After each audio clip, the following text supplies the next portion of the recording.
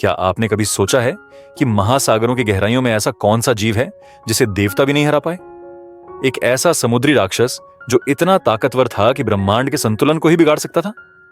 क्या यह सिर्फ एक पौराणिक कथा है या फिर सचमुच ऐसा कोई जीव समुद्र की गहराइयों में छिपा हो सकता है? आज हम आपको बताएंगे लेविथान की रहस्यमयी कहानी, जिसे हिंदू पौराणिक कथाओं में महासागर का विनाशकारी राक्षस कहा गया है। हम इसकी उत्पत्ति, शक्तियां और देवताओं के साथ हुए संघर्ष को विस्तार से जानेंगे।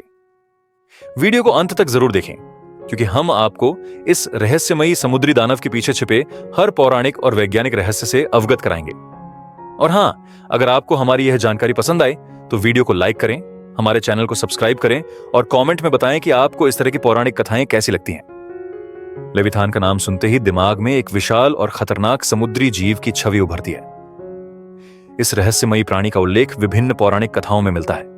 बाइबल और यहूदी ग्रंथों में इसे समुद्र में रहने वाले प्राणी के रूप में वर्णित किया गया है। वाला एक दैत्य माना गया है जो प्रलय का संकेत देता है। ईसाई धर्म में इसे शैतान का एक रूप बताया गया है जो इंसानियत के विनाश का प्रतीक है। हिंदू धर्म में इसे विभिन्न समुद्री राक्षसों से जोड़ा जाता है, जैसे कि मकर, कालियानाग और वरुण का महासागर राक्षस।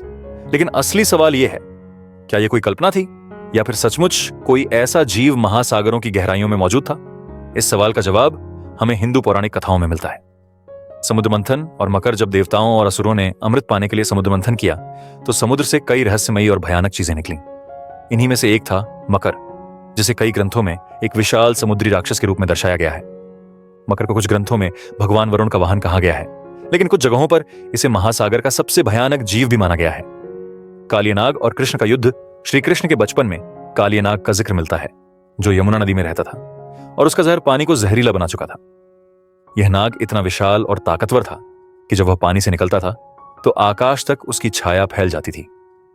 कहा जाता है कि श्री कृष्ण ने इसे हराकर यमुना को शुद्ध किया, लेकिन इसकी शक्तियां किसी भी आम समुद्री जीव से कहीं अधिक थीं।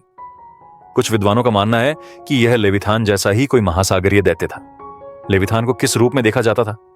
प्राचीन ग्रंथों में इसके अलग अलग वर्णन मिलते हैं। एक विशाल सर्प या ड्रैगन, इसकी लंबाई इतनी थी कि यह पूरे महासागर को ढक सकता था। एक मगरमच्छ और विशाल मछली का मिश्रण, इसकी त्वचा इतनी कठोर थी कि इसे किसी भी शस्त्र से नहीं काटा जा सकता था।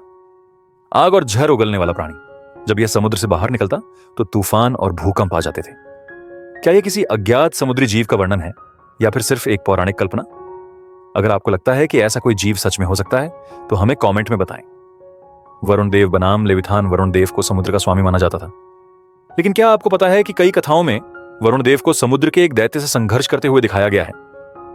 कई लोग मानते हैं कि यह दैत्य कोई और नहीं बल्कि लेविथान या उससे मिलता जुलता कोई प्राणी था। विष्णु का मत्स्य अवतार का जिक्र भागवत पुराण में आता है, जहां भगवान विष्णु ने एक विशाल मछली का रूप लेकर पृथ्वी को जल प्रलय से बचाया था। कुछ लोग मानते हैं कि यह अवतार लेविथान जैसे किसी दैत्य से मुकाबले के लिए लिया गया था। क्या यह कोई विलुप्त प्रजाति थी? कुछ वैज्ञानिक मानते हैं कि यह मेगालोडॉन जैसी कोई विशाल समुद्री शार्क हो सकती थी। कुछ इसे क्रेकन या प्लेसियोसॉरस जैसे डायनासोर प्रजाति से जोड़ते हैं। समुद्र के रहस्य वैज्ञानिकों के अनुसार आज भी पृथ्वी के 80% महासागर अनदेखे और अनजान हैं। ऐसे में यह संभव है कि कोई विशाल रहस्यमयी जीव अभी भी समुद्र की गहराइयों में छिपा हो। तो दोस्तों, यह थी रहस्यमयी कहानी लेविथान की, जिसे हिंदू और अन्य पौराणिक कथाओं में समुद्र के सबसे भयानक जीवों में से एक माना गया है। क्या आज भी महासागरों में ऐसे विशाल जीव छुपे हो सकते हैं? अपने विचार हमें कमेंट में बताएं। अगर आपको यह वीडियो पसंद आया हो तो लाइक करें, शेयर करें और हमारे चैनल को सब्सक्राइब करना ना भूलें। ऐसी ही और रोचक पौराणिक कहानियों के लिए हमारी अन्य वीडियो भी देखें। धन्यवाद।